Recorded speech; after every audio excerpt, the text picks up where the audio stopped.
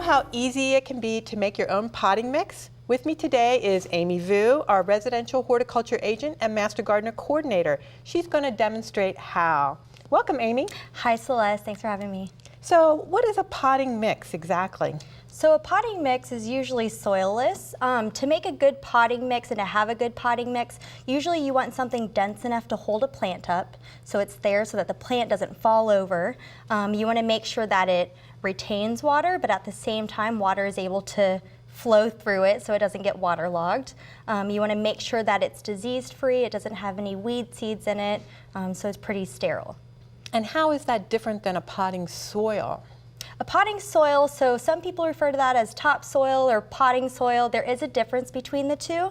You can see topsoil versus potting mix. With the topsoil, it's just like what it sounds like. It's soil that's been taken from the first couple feet of a particular location.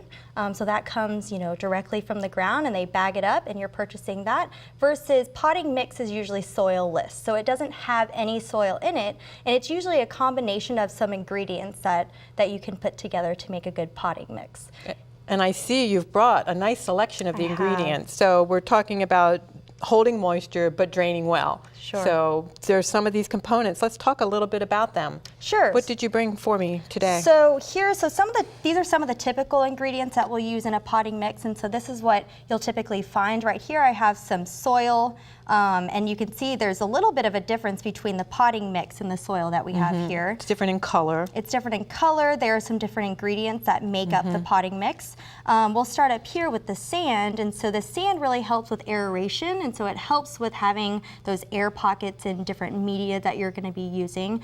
And perlite is also used. This is some volcanic rock that has been condensed down, and it basically does what sand will do with aeration, but it's a lot more lightweight. So people will typically see this in the potting mix. You'll see those little white specks and not realize, but that is perlite. And then here we have vermiculite, which is also another addition that you can use with aeration. Down here we have sphagnum peat moss. This is actually the most common thing to use in a potting mix, and what it does is it really helps retain water. It helps hold that water together, and it's relatively inexpensive and it's widely available, and so a lot of people will use that, and that pretty much makes up a lot of what you'll find in the potting mix.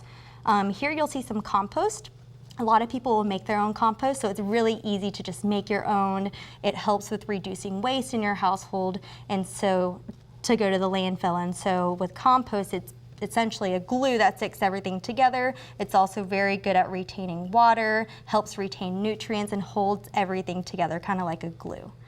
So what would be your magic mix? So what would be your recipe for making the potting mix? It really depends on what type of plants that you're going to be purchasing. A lot of the time, these mixes will be commercially available depending on whether you're working with bromeliads or different cactus. African violets have a specific mix that they have. And so I would say that the typical mix would be a combination of the sphagnum peat moss, perlite, and compost, maybe a third of each one. Start with that, try it out, and then kind of play with it and mix your own. It's a lot of fun. It sounds like a lot of fun. Well, Amy, thank you so much for being here today and telling us about potting mixes. Thanks, Celeste. Now you know that you can make your own potting mix. It can be easy and it can be fun.